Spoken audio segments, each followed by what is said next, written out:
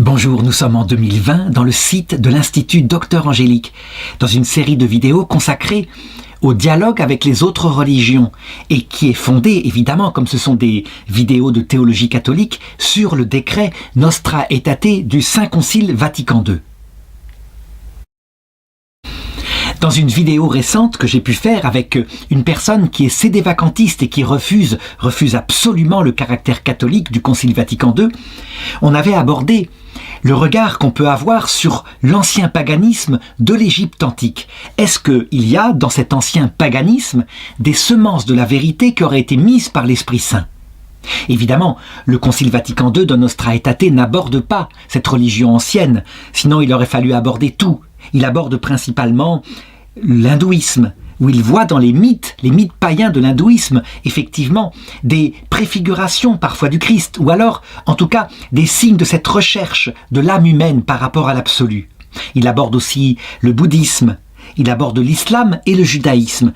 Est-ce qu'il les prend comme étant les seules religions où il y a des semences de la vérité? Non, évidemment, c'est bien plus large, comme l'a montré plus tard, de manière pastorale, le pape Jean-Paul II, le pape Benoît XVI, lorsqu'ils ont fait des réunions à Assise et que toutes les religions du monde étaient invitées à venir participer à cette prière commune. Évidemment, il n'y a pas eu la religion de l'Égypte antique puisqu'elle a disparu. Et donc, la question qui se pose, c'est est-ce qu'il y a véritablement des fortes semences, des semences très très profondes dans la religion de l'Égypte antique ? En réalité, on peut se le demander parce que il faut bien noter qu'il y a une phrase particulière et très forte dans l'Évangile selon saint Luc qui dit ceci. C'est en Matthieu chapitre 2 verset 15. Et il resta, donc Jésus resta en Égypte jusqu'à la mort d'Hérode, afin que s'accomplit la prophétie du prophète, donc c'est Osée chapitre 11 verset 1, d'Égypte j'ai appelé mon fils. Alors effectivement, on peut se dire, mais pourquoi est-ce que l'Esprit Saint a inspiré à Luc de mettre ce verset qui en plus, quand on regarde le texte d'Osée, ne concerne pas du tout Jésus-Christ, le Messie, mais concerne le peuple d'Israël qui a été appelé d'Égypte par Moïse et qui est sorti d'Égypte par la puissance de Dieu. Il faut bien comprendre que dans le Nouveau Testament, ce n'est jamais un hasard quand Dieu met une phrase comme ça, qui certes a un sens historique ancien, a dans l'Évangile au sens littéral un autre sens historique, à savoir Jésus, quand il était bébé, est allé se réfugier en Égypte, mais qui a un sens profond, un sens allégorique, un sens spirituel, qui signifie quelque chose de profond. Et donc, il faut se demander ce que c'est que cette religion de l'Égypte antique et quelle semence de la vérité il y avait. Alors, la personne sédévacantiste qui s'appelle Adrien Abosi a dit avec raison, mais c'était des idolâtres. Ils adoraient des crocodiles, des bestioles de toutes sortes, des idoles muettes, et donc il n'y a rien à sauver dans cette religion. Donc d'abord, ce qu'il faut rappeler, c'est que ce qu'il dit est vrai. À savoir, il y a dans l'Égypte antique toutes sortes de superstitions, d'idoles muettes, des animaux qui sont mis comme ça et que le peuple adore au sens réel du terme. Mais attention, ça c'est la partie, je dirais, charnelle, et c'est pas tellement ça que je voudrais regarder, c'est plutôt la partie spirituelle, ce qu'il y a de plus élevé. De même que par exemple, si on regarde le christianisme par exemple par les catholiques qui ont été idolâtres quelque part, c'est arrivé. Ça veut dire qu'ils ont aimé tellement la civilisation chrétienne au point que, par exemple, au XVIe siècle, ils se sont mis à tuer tous ceux qui ne pensaient pas comme eux. Ce sont les fameuses guerres de religion. On pourrait réduire le christianisme à de l'idolâtrie. Non, ça c'est une déviation. Donc il faut regarder aussi en Égypte antique ce qu'il y a de plus spirituel, et en particulier la religion fondamentale, fondatrice de l'Égypte, à savoir la création par le Dieu unique, le soleil, Ra, et puis les 4 dieux qui sortent de lui une fois que la terre, le ciel, etc., qui sont des divinités aussi pour l'Égypte, ont été créés, à savoir Seth et son épouse Nephthys, et puis Osiris et son épouse Isis.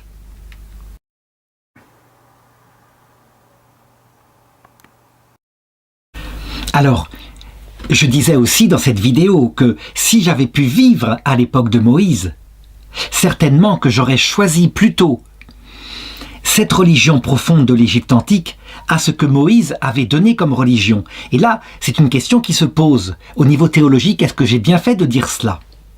Il faut regarder ce que Moïse reçoit de Dieu et ce qu'il donne à son peuple. Il reçoit de Dieu, je dirais, le fondement théologique qui va suivre, sur lequel tout le reste va se construire jusqu'à la venue de Jésus, à savoir la révélation que Yahvé, le Dieu qui est apparu à Abraham, Isaac et Jacob, n'est pas un Dieu parmi d'autres, comme le pensaient Abraham, Isaac et Jacob, le Dieu de leur famille, mais qu'il est le seul, qu'il est l'Éternel, que son nom d'ailleurs est Yahvé, ce qui signifie « je suis ». Donc je suis mon propre être, je n'ai pas commencé d'exister, je suis éternel et toutes les créatures viennent de moi. Sur ce rocher-là, qui s'appelle le monothéisme, tout le reste va se fonder. Mais attention, il ne faut pas croire que Moïse a reçu le reste de la révélation, pas du tout. À un peuple barbare, qui est le peuple hébreu qui vient de sortir d'Égypte, eh bien Dieu lui confie et lui inspire, mais il l'écrit lui-même aussi, une loi adaptée. Et quand on regarde la loi de Moïse, eh bien elle se caractérise par quoi ? D'abord, toute une série de rituels, on pourrait dire liturgiques, qui prennent toute la vie du peuple, et qui fait qu'il ne doit y avoir qu'une seule pensée pour Yahvé. Les anges sont bannis, alors sauf peut-être au-dessus de l'Arche d'Alliance, il y a 2 chérubins qui sont des statues, mais il est impossible de s'adresser à eux. Seul Yahvé. Et Yahvé est présenté comme un maître terrible, extrêmement dangereux. Si on s'approche de la montagne où Moïse a ses révélations, on est menacé de mort. On devra être lapidé, même quand on est une bête. Il y a deuxièmement dans la loi de Moïse toute une série de préceptes judiciaires pour gérer politiquement le peuple et puis judiciairement. Des préceptes, attention, qui ne sont pas de très grande finesse. Ça veut dire que Dieu laisse Moïse les écrire tout en l'inspirant. Parce que la mentalité même de Moïse est adaptée au peuple barbare qu'il conduit. Et donc ce sont des lois qui sont un peu barbares. L'une des lois significatives pour bien se rendre compte de ça, c'est par exemple que doit vivre une jeune fille qui a été violée par un homme. C'est évidemment un crime abominable, un crime contre cette jeune fille. Mais pour bien indiquer l'époque de Moïse, la considération qu'on a de la femme, c'est que cette jeune fille qui a été violée, évidemment, on ne lui fera rien, elle est victime. Mais l'homme qui a fait ça, parce qu'il a fait ça et qu'il l'a déshonorée, devra payer 50 pièces d'argent au père de la jeune fille. Et en plus, il devra l'épouser. Et à cause du crime qu'il a fait, il ne pourra pas la répudier. Voilà d'où vient cette pratique qu'on voit encore dans l'islam, qui a été confirmée par Mohammed, mais qui vient effectivement de Moïse. N'importe qui a un peu de bon sens sait très bien qu'il y a là quelque chose d'abominable, qui révèle le statut de la femme à l'époque de Moïse. Donc, en fait, cette loi, eh bien, l'Ancien Testament la considère elle-même comme ça. C'est le prophète Ézéchiel, bien plus tard, qui, regardant la loi que Dieu avait donnée par Moïse, dit ceci. Ainsi parle Yahvé, c'est dans Ézéchiel chapitre 20, verset 25. « J'allais jusqu'à leur donner des lois qui n'étaient pas bonnes, et des coutumes dont ils ne pouvaient pas vivre, qu'ils ne les sauvaient pas. Et je les souillais par leurs offrandes, en leur faisant sacrifier tout premier-né, pour les frapper d'horreur, afin qu'ils sachent que je suis Yahvé. » En fait, l'explication de ça, c'est pas celle de Marcion, ça ne consiste pas à dire que le Dieu de l'Ancien Testament serait pas le vrai Dieu. Non, l'Église a toujours dit que c'était le vrai Dieu, mais Dieu avait une pastorale adaptée au peuple barbare de l'époque. Donc peuple barbare, pastoral barbare, qui le sauvait par les propres conséquences de sa barbarie. Il y apprenait sa propre misère. Il était donc souillé. Mais nous savons par Jésus-Christ, ce qui prouve bien que la loi de Moïse, quand on la considère comme ça, elle ne sauve pas. Elle est une préparation au salut par un point particulier. Il n'y a qu'un seul Dieu, et c'est vrai. Et c'est Jésus qui en donne le sens, qui explique qu'en fait, Dieu, en permettant ça, ensuite, leur faisait miséricorde, après avoir soumis tout homme à la désobéissance. Et ça, c'est expliqué textuellement par saint Paul, dans sa contemplation de la croix de Jésus. Jésus, sachant que c'est le Dieu qui avait inspiré cette loi à Moïse, adaptée donc à la mentalité du peuple de l'époque. Et donc la question qui se pose, c'est quelles étaient les dispositions données par Dieu, et éventuellement par son Esprit Saint, les vérités qui étaient données parallèlement, à la même époque, ou même des milliers d'années avant, au peuple égyptien. Et donc je voudrais les développer. D'abord, premier point, il y a dans la religion de l'Égypte antique des lacunes énormes. Justement, l'idée du Dieu unique, elle n'existe pas. Il y a bien eu une tentative par Akhénaton, le pharaon, qui fut sans doute élevé par Joseph. Ça veut dire que de plus en plus de savants disent que le précepteur de Joseph, du pharaon Aménophis IV, qui est devenu Akhénaton, qui a voulu imposer à son peuple le monothéisme à travers l'adoration du Dieu unique, créateur de tout, qui est le soleil, qui est en fait Ra, qui est Aton aussi, c'est l'autre nom. Eh bien, que son précepteur s'appelait Aménophis, fils d'Apou, un homme extraordinaire, qui permit d'ailleurs à son père, le pharaon Aménophis III, de posséder la totalité des terres d'Égypte, effectivement, comme d'ailleurs le raconte la Bible, sauf que les documents qu'on a de l'Égypte antique ne précisent pas comment ça s'est passé, à savoir les 7 années de vaches grasses suivies des 7 années de famine.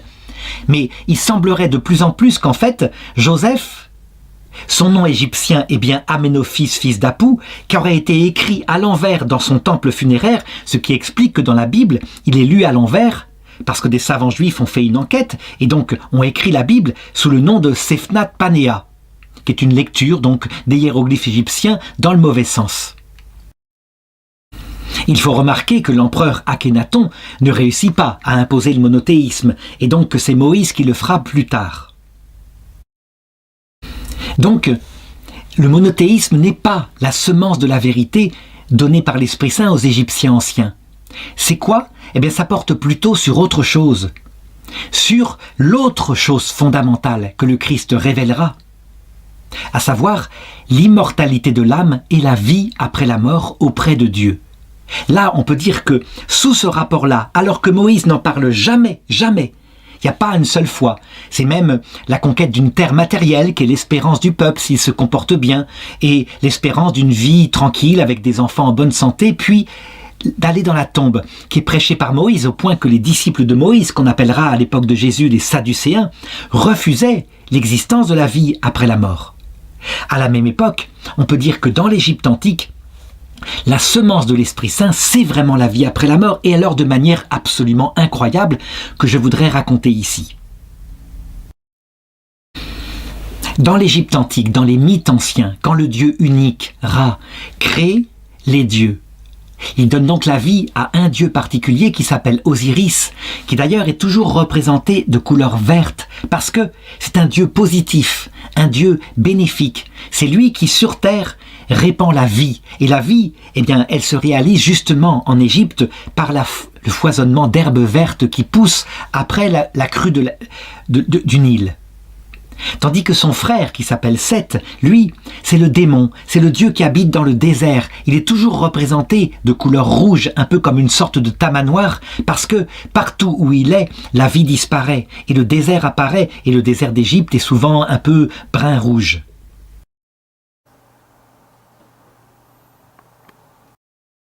Évidemment, pour Osiris, tout ce qu'il touche fleurit, verdit, et donc c'est un dieu aimé de son père Ra, si bien qu'il lui donne le pouvoir sur la terre, ce qui fait une grande jalousie de la part de Seth, sans compter que Osiris est marié à sa sœur, qui s'appelle Isis, et qu'il l'aime de tout son cœur. Ça veut dire qu'il y a entre eux un amour fidèle, un amour unique, un amour généreux.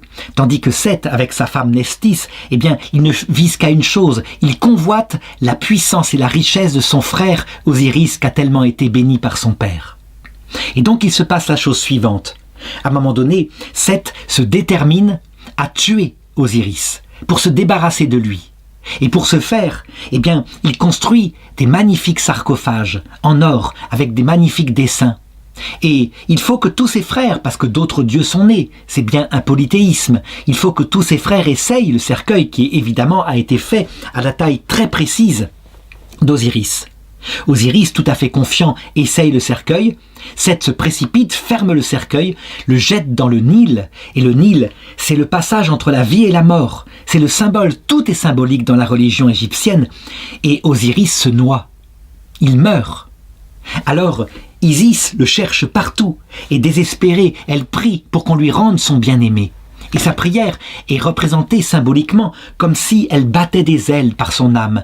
Et sa prière monte jusqu'à Ra, qui lui indique où retrouver les morceaux de son mari, qui a été coupé entre-temps en plusieurs morceaux dispersés dans toute l'Égypte et qui sont les régions de l'Égypte.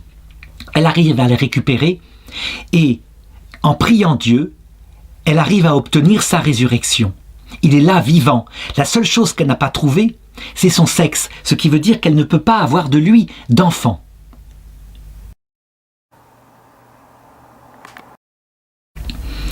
Au sens profond, ça peut signifier qu'il n'y aura pas de descendance charnelle, mais il y a une descendance d'ordre spirituel. Parce que, à cause de leur amour étonnant, unique, etc., ils sont emmortés dans l'autre monde.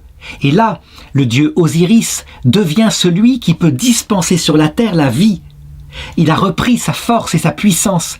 Et il vient d'ailleurs sur terre. Il vient sous forme du pharaon, qui est là et qui gère son peuple, qui le dirige toute la vie vers la vie éternelle qui est promise.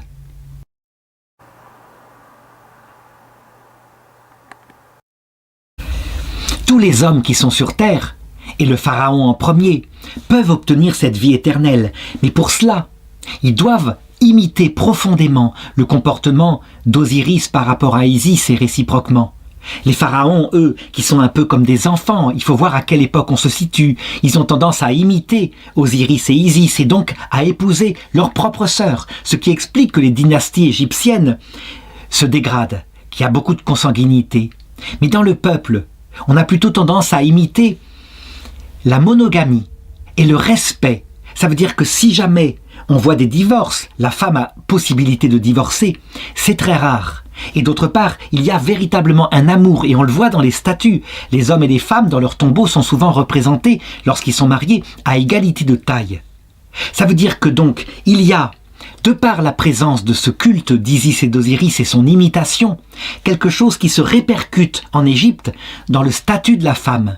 La femme a véritablement une complémentarité par rapport à l'homme, alors qu'à la même période, dans le peuple de Moïse, la femme et les enfants sont comptés en même temps que les vaches et les moutons.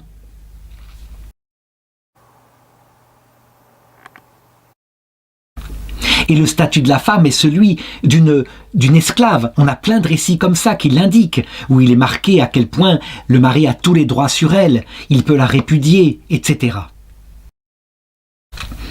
Il faut aller plus loin maintenant. Il faut regarder ce que je considère comme étant des semences de la vérité, que le christianisme a tout à fait assumé, que le Christ a prêché. D'abord, c'est le regard des Égyptiens anciens sur ce que c'est que la nature humaine. Et pour eux, la nature humaine, elle est en 3 parties. Il n'y a pas l'âme et le corps, il y a 3 parties, dont 2 survivent à la mort. Il y a d'abord le corps physique. Le corps physique, lui, il va mourir à un moment donné, il se détache de l'âme. Et il va être mis dans le tombeau. Il est essentiel que ce corps physique soit préservé. Donc, on inhume tout le temps et on essaye de momifier avec des qualités de momification très fortes pour les riches, parce que c'est la survie de ce corps biologique qui permettra la survie de l'âme. L'âme, quant à elle, eh bien, elle se divise en 2 choses. Il y a d'abord le bas. Le bas, c'est quoi? C'est le fantôme. On pourrait dire que pour les Égyptiens anciens, ils emportent, en allant dans l'autre monde, leur sens. Ils voient, ils entendent. Ils peuvent imaginer, ils gardent tous les souvenirs de leur vie sur Terre. Ils arrivent donc avec cette vie sensible. Et il faut remarquer que c'est assez étonnant. Pendant presque 1000 ans, l'Église en Occident a pensé que les morts n'emportaient que leur âme spirituelle, que la vie sensible, voire entendre, étant donné que c'était lié au cerveau, disparaissait complètement. Et c'est seulement au XXe siècle, grâce aux expériences proches de la mort, qu'a découvert en particulier un psychiatre américain, le Dr Moody, on s'est rendu compte que les morts, effectivement, emportaient leur vie sensible. Le 3e morceau chez les Égyptiens, c'est le ka. Le ka, c'est l'esprit. Ça veut dire l'intelligence, la volonté spirituelle, ce qui est le propre de l'homme. Et là, l'Église catholique a toujours enseigné que ce ka, l'âme spirituelle, survivait à la mort, et que les morts étaient bien vivants dans l'autre monde.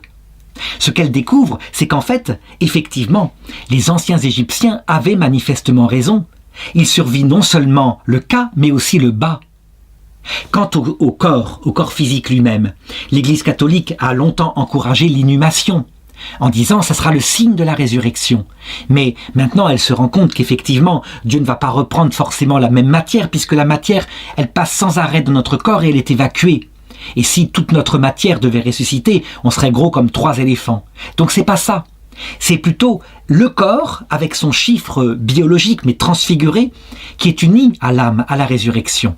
Donc il y a bien des différences avec les Égyptiens anciens qui prennent les choses beaucoup plus matériellement, mais aussi on constate il y a certaines choses qu'ils savent plus vite que nous. C'est quand même fantastique de découvrir.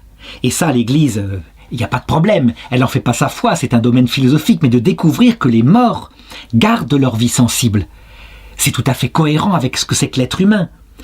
L'être humain, ses actes moraux, s'ils doivent être jugés, eh bien, ils s'incarnent dans la vie sensible.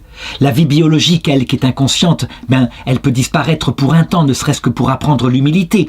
Mais la vie sensible, qu'elle disparaisse, c'était une perte terrible. Nous ne sommes pas des anges. Donc, on voit, dans l'Égypte antique, des préfigurations de choses très importantes concernant le salut, que nous-mêmes, catholiques, on découvre maintenant. Alors je sais que certains diront, mais comment ça on les découvre maintenant? Si l'Église a fixé dogmatiquement que seul l'esprit survit et que la vie sensible ne survit pas, alors on est en train de sortir du dogme. Mais justement, il s'avère que nous croyons comme catholiques que l'Église, quand elle prononce un dogme, ce dogme est infaillible. Mais jamais l'Église ne s'est prononcée sur ça. Ce n'est pas l'Église qui s'est prononcée sur ça, c'est saint Augustin et saint Thomas d'Aquin qui ont opté avec raison, rationalité, pour la survie uniquement de l'intelligence et de la volonté, et que les souvenirs sensibles disparaissaient. Donc, c'est une pensée de docteurs extraordinaires, docteurs qui ont influencé l'Église latine, et non pas de la foi catholique qui, elle, est tout à fait ouverte et n'a aucun problème à admettre que les morts sont des fantômes et donc pas des purs esprits. Alors, maintenant, continuons, analysons je dirais ce qui est présent dans l'Égypte antique. Les Égyptiens antiques disaient toujours que, juste après l'arrêt du cœur, sortait du corps donc le bas et le ka, donc le fantôme, et qu'il y avait un passage inquiétant, le passage de la mort. Et que là, fort heureusement, Osiris envoyait auprès du mort un dieu particulier pour venir l'aider, le rassurer et le mener vers le chemin, là où se passerait son jugement. Et ce dieu-là s'appelait Anubis. Il a la forme d'un chacal. Pourquoi? Parce que les Égyptiens étaient des enfants et ils voyaient tout sous forme animale. Puisque les chacals rôdaient dans les cimetières, ils sentaient les odeurs des morts certainement, eh bien, ils ont pensé que le dieu qui accompagnait les morts, l'ange de la mort, c'était un chacal. Et c'était donc Anubis. Pour nous, chrétiens, il y a un ange de la mort qui vient effectivement nous chercher à l'heure de la mort. Les Juifs l'ont toujours enseigné. L'ange de la mort s'appelait chez eux Uriel. C'est un nom qui est donné. Les musulmans l'appellent Azraël. Et chez nous chrétiens, il est certain que l'ange gardien nous accompagne dans ces moments difficiles. Et donc on voit une correspondance. En ce qui concerne Moïse, évidemment, là tout s'arrête, puisque Moïse n'enseigne jamais la survie après la mort. On a un petit passage dans le livre de Samuel où il apparaît le fantôme du prophète Samuel lors d'une séance de spiritisme. Mais c'est pas dans les livres de Moïse, c'est quelque chose d'autre. Et c'est petit à petit que le peuple juif va développer l'idée qu'il y a vraiment un paradis, une résurrection, un jugement, un enfer, un purgatoire et un paradis. L'Égypte antique le savait depuis toujours.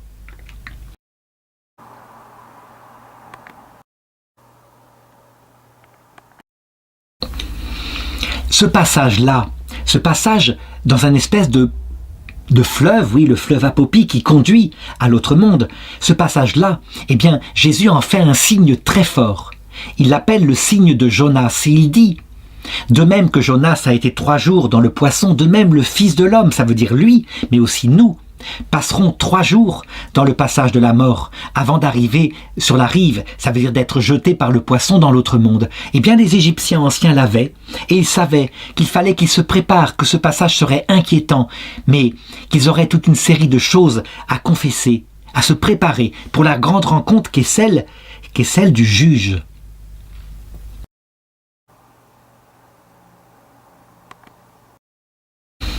Parce que la suite des événements, c'était l'arrivée dans la salle où présidait le jugement dernier. Et le président du jugement dernier était Osiris, celui qui distribue la vie éternelle. Et voici une image de ce jugement dernier, tel qu'il est toujours représenté dans les tombes égyptiennes.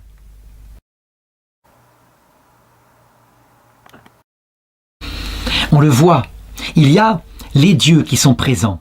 Et Jésus a toujours dit qu'il ne jugerait pas seul, mais que les saints et les anges jugeraient avec lui.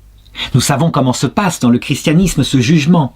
L'apparition du Christ, accompagné des saints et des anges, est un tel bouleversement que, en voyant son amour et son humilité, la droiture de son cœur, la vérité de son évangile, on se juge soi-même. L'homme dont le cœur est dur méprise le Christ immédiatement de tout son cœur, et on peut dire qu'en fonction de ce qu'il est, c'est comme un arbre qui penche, il tombe du côté où il penche. Et celui-là se dirige vers l'enfer, vers le Dieu Seth. Quant à l'homme qui a le cœur profondément humble, même s'il a péché, et qui arrive repentant face au Christ, eh bien, il demande pardon et il se dirige vers le salut, il penche vers la vie éternelle. On peut donc dire que le Christ est la mesure du jugement. C'est aussi celui qui ratifie le jugement. L'homme qui méprise son salut, il lui dit « Va-t'en loin de moi ». Va-t'en dans ce que tu choisis, ça veut dire la liberté solitaire de l'enfer. Et quant à celui qui se repent, il lui promet la vie éternelle, à travers quelque chose, pour certains, qui s'appelle maintenant le purgatoire, et qui effectivement n'est pas du tout enseigné dans la religion antique égyptienne. Chez l'Antiquité égyptienne, où tout est enfantin, je l'ai dit, eh bien, ce jugement-là est représenté par une balance. Et dans le plateau droit de la balance, on pose le cœur de celui qui est là et qui va être jugé. Tandis que dans le plateau gauche, on pose la plume d'un dieu, ou plutôt d'une déesse, qui s'appelle Maat. Et Maat, ça signifie la droiture. Ça veut dire que le cœur est jugé en fonction de sa droiture, en fonction des péchés qu'il a commis. Si c'est un homme qui a trompé sa femme, un homme qui a trahi ses amis, un homme qui a bafoué les commandements les plus droits, qui a pillé des tombeaux, etc., son cœur sera trouvé trop lourd. Et donc, il sera conduit immédiatement, par la fin de son jugement, à être dévoré par l'enfer. Sauf que l'enfer, dans l'Égypte antique, n'est pas représenté sous forme du lieu de la liberté solitaire, où les hommes sont pleins de rage parce qu'ils n'ont qu'une vie vaine. Non, il est représenté toujours pareil, de manière sensible, c'est ce que fait un peuple enfant, à la manière d'une bête monstrueuse qu'on appelle la dévorante, qui est un monstre avec une tête de crocodile, un corps de... Enfin, c'est effrayant.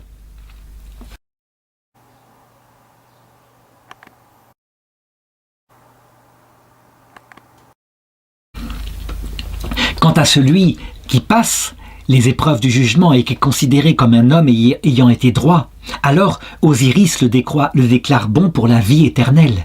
Et donc, il va attendre un certain temps. Il va attendre d'ailleurs dans une demeure qu'il a dû se préparer durant sa vie terrestre, une demeure d'éternité. En fait, elle ne va pas servir pour l'éternité. Mais, de même que les Égyptiens, très enfantins, se fabriquaient des maisons en briques de terre, eh bien parce qu'ils devaient vivre dans le tombeau en attendant la résurrection de leur corps, ils préparaient pour leurs cadavres momifiés des tombes en pierre extrêmement solides qui subsistent jusqu'à maintenant. Ça veut dire que leurs bâtiments magnifiques, décorés, ont disparu parce qu'ils n'étaient pas fabriqués pour durer, alors que leurs tombeaux ont survécu parce qu'ils attendaient dans ce tombeau la résurrection. Et ce qui est très curieux, c'est que eux, pour se représenter la résurrection, eh bien, ils utilisaient ce que nous, on appellerait maintenant des sacramentaux, ou plutôt des dessins, des imagés théologiques. Et donc, la résurrection était représentée par le dieu Scarabée. Alors certains, évidemment, adoraient matériellement le scarabée, étaient complètement idolâtres, mais d'autres voyaient dans le scarabée l'image de leur propre avenir, et c'est ça qui les intéressait. Ils remarquaient que le scarabée, il faisait une boule de bouse, donc quelque chose de passager, de terrestre, de pas ragoûtant, qu'il enterrait et il se mettait dedans. Et il restait dans son tombeau comme ça, avec des biens passagers et terrestres, le temps qu'il fallait. Et au printemps, il ressurgissait, vivant. qu'il ressuscitait des morts. Eh bien, les Égyptiens anciens avaient observé là que c'était la parabole qui parlerait le plus au peuple pour annoncer quel serait leur avenir. Ils devraient mettre leur corps, qui est un peu une boule de boue, dans un cercueil solide, dans un tombeau en pierre, et attendre. Et à la fin du monde, eh bien, lorsque viendrait le printemps de la vie, provoqué par la décision d'Osiris, le dieu de la vie, ils ressusciteraient vivants avec leur corps. On le voit, il y a d'énormes différences, parce que la religion égyptienne, elle est comme une religion d'enfant, elle fonctionne sous forme de BD, de bande dessinée, tandis que la religion chrétienne, elle regarde le sens profond de tout cela. Et je voudrais bien le développer par rapport à la définition du paradis chez les Égyptiens anciens et chez les catholiques, pour bien mettre en rapport. Chez les Égyptiens anciens, toujours pareil, peuple enfant, ils imaginaient le paradis comme un jardin physique, de lumière avec des arbres, des plantes, des fleurs magnifiques, la verdure comme auprès du Nil et un vent frais qui soufflait tout le temps. Et d'autre part, un paradis où ils vivraient mais sans les corvées de la terre. C'est-à-dire que leur corps serait immortel, ils ne seraient plus pesants, plus capables de tomber malades, mais dans une jeunesse éternelle. Et ils auraient d'autre part des serviteurs, par milliers, éternellement, qui leur permettraient de ne pas être sous la malédiction du travail, ce travail pénible, usant, qui leur faisait construire des magnifiques tombeaux. Et donc, ils croyaient qu'il fallait donc s'enterrer souvent avec des espèces de statuettes, parce qu'elles deviendraient dans l'autre monde des vivants qui seraient leurs serviteurs. Donc on le voit bien, il y a un mélange enfantin et un mélange de vraie espérance. Nous savons par Jésus-Christ que cette conception-là de la vie éternelle ne correspond pas au cœur de l'homme. Ça veut dire que le cœur de l'homme, si on obtenait un jardin de lumière uniquement magnifique et beau, avec des serviteurs, eh bien c'est ce qu'on a fait en Europe occidentale. Nos serviteurs sont les machines à laver. La maladie ne vient pas souvent. On peut rester toute une vie en bonne santé. Et qu'est-ce qui se passe dans le cœur de l'homme ? Le cœur de l'homme est profondément angoissé, parce que cette vie est vaine, elle n'a pas de sens. Donc ce paradis égyptien, il le représentait un petit peu à la manière dont on l'a créé en Europe occidentale après la Seconde Guerre mondiale. Et nous savons maintenant, grâce à ça, que non, le paradis éternel est certes un jardin de lumière, puisque notre corps ressuscitera. La foi catholique le dit, donc il y a bien un lieu pour le corps. C'est certes la présence de nos proches, et ça c'est fantastique, parce que nous sommes faits pour vivre avec ceux que nous aimons. D'ailleurs, le commandement de la charité, il est un des deux commandements égaux avec le commandement de Dieu, de l'amour de Dieu. Mais ce qui explique l'éternité du paradis, ce n'est pas ce jardin de lumière, ni la présence du prochain, c'est la vision béatifique. Ça veut dire que nous voyons face à face ce Dieu d'amour, que nous appelions Jésus-Christ, qu'eux appelaient Osiris, qui est mort et qui est ressuscité pour nous, mais qui est vraiment le Créateur, qui possède l'essence infinie du Créateur.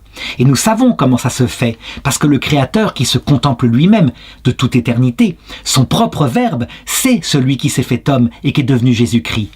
Donc nous verrons l'essence de Dieu, et parce que cette essence est infinie, elle remplira notre cœur au point de faire disparaître en lui tout problème d'usure, le temps qui use l'amour, le temps qui fatigue, ça n'existera pas, parce que Dieu éternellement renouvellera sa beauté devant nos yeux, puisque son infini est adapté à une vie éternelle.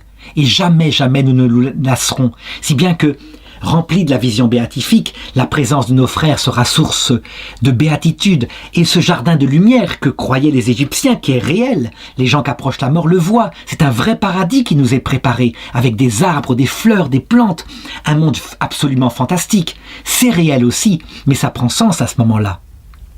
L'enfer, nous savons, nous chrétiens, que c'est exactement la même chose, mais privé de la vision béatifique et des amis. Pourquoi ? Parce que ces gens-là sont profondément méchants et égoïstes. Et donc c'est l'enfer. Leur cœur, malgré tous les biens matériels qu'ils peuvent avoir, est plein de rage, de haine, et toutes les souffrances décrites par Jésus sont réelles. Donc on voit, est-ce que l'Égypte antique est à jeter à la poubelle comme ça ? Mais non, bien sûr que non. On voit bien que eux, il leur a été révélé quelque chose qui nous concerne, et que ensuite, à partir du livre des Maccabées, le judaïsme a intégré. Il a intégré profondément la résurrection, la vie éternelle, l'enfer, le paradis, et même, On le voit dans le livre des Maccabées, chapitre 12, même le purgatoire, chose que, là, pour le coup, les Égyptiens anciens n'avaient pas. Ils pensaient que c'était l'un ou l'autre, enfer ou paradis, et qu'il n'y avait pas possibilité de se repentir. Nous savons, nous, que bien sûr qu'il y a possibilité de se repentir, sinon, qui est-ce qui serait digne d'aller au paradis? Donc, quand on regarde et qu'on compare le judaïsme de l'époque de Moïse et puis la religion de l'Égypte antique, on peut effectivement se demander si on avait été par exemple une femme, dans quelle de ces deux dispositions au salut, puisque Moïse n'apportait pas le salut et l'Égypte antique non plus, mais laquelle de ces dispositions au salut était la plus proche de ce que révélerait Jésus-Christ? Eh bien, en ce qui concerne l'unicité de Dieu, c'était le judaïsme. Mais en ce qui concerne le destin de l'homme, la droiture du cœur à avoir, le respect des femmes, l'espérance de la vie éternelle, c'était manifestement l'Égypte antique. Et donc on peut le dire maintenant, Dieu effectivement se met, ici ou là, des préparations au salut complet qui seraient révélées par Jésus-Christ. Et c'est évident. Il ne privait aucun peuple de quelques petites parcelles de vérité. Par contre, et c'est là où nous devons le tenir, ni la religion de Moïse, ni l'Égypte antique ne donnaient la clé. Il a fallu que, véritablement, Jésus choisisse, lui le Verbe éternel, une forme de vie sur terre, une forme d'action, une action en prêchant en toute vérité ce qui se passe de l'autre côté, en évacuant l'erreur, en supprimant les commandements passagers de l'époque de Moïse, en les transfigurant dans les commandements spirituels. Il a fallu qu'il enseigne aussi que notre paradis consistait dans la vision de Dieu. Sinon, on manquait de logique. Donc il a enseigné la plénitude de la vérité qui a donné sens à tout. Il a aussi enseigné pourquoi il s'est caché à Moïse et pourquoi il s'est caché aux Égyptiens anciens. C'est que, à l'époque, il n'y avait que des préparations au salut. Le salut ne vient que par Jésus-Christ, vrai Dieu fait homme, qui révèle l'entièreté de la vérité. Ce qui fait que la religion chrétienne donne sens à toutes les religions, qui n'étaient que des dispositions, c'est qu'on a les choses absolument essentielles. D'abord, la révélation de l'humilité et de l'amour de Dieu. C'est fondamental. Si on ne considère pas cela, en regardant ce Dieu qui est crucifié pour nous à la croix, on ne peut pas comprendre. Tout le reste ne prend sens que par là. Pourquoi Dieu a-t-il été si dur à l'époque de Moïse? Parce qu'il préparait finalement ce peuple barbare à l'humilité, puisqu'il faut être humble pour voir ce Dieu infiniment humble, à travers sa propre méchanceté. Il prenait le glaive, il périssait par le glaive, etc. Pour les Égyptiens anciens, évidemment, il les préparait par quelque chose de plus élevé. Ils avaient quelque chose de plus élevé, même si eux ne leur avaient pas révélé l'unicité absolue de celui qui est la source de tout, Ra. Et vraiment, ça ne leur était pas donné. Donc ils mélangeaient, tous les dieux avaient à peu près le même rôle, et ils étaient un peu perdus sur ça. Par contre, il leur révélait à eux la nécessité d'une droiture morale, et en particulier dans leur vie familiale. Et ça, c'était un progrès extraordinaire.